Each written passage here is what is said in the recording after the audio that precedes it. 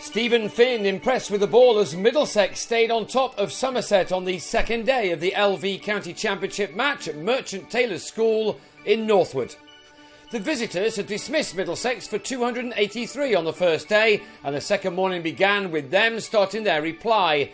Finn was expected to cause problems on a pitch which the Somerset Seamers had enjoyed on day one, but he and the other bowlers found Marcus Trescothick and Tom Abel in battling form first thing, as they gave their team an encouraging start.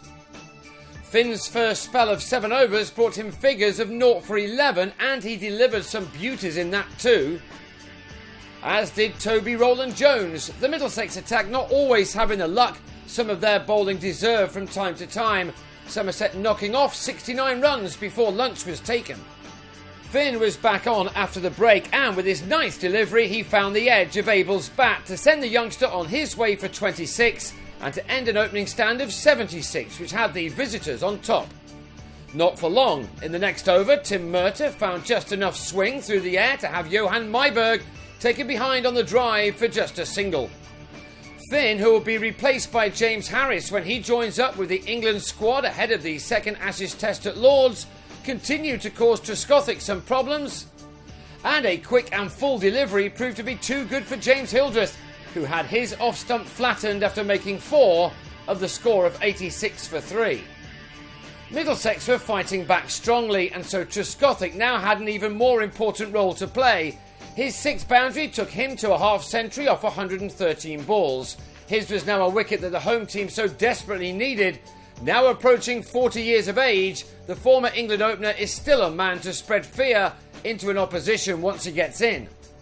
As with the first day, there were promises of meaningful partnerships, although no sizable ones ever materialised. Jim Allenby and Trescothick added 31 for the 4th wicket, before the latter fell for 52. LBW to Rowland-Jones with a total on 117 for 4, and the deficit standing at 166.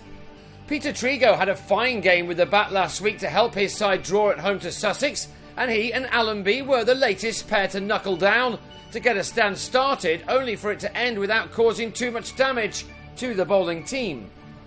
Trigo had made 15 out of a total of 152 when he went to pull a slider from Ollie Rayner, only to miss and be given out leg before, just as the rain started to fall.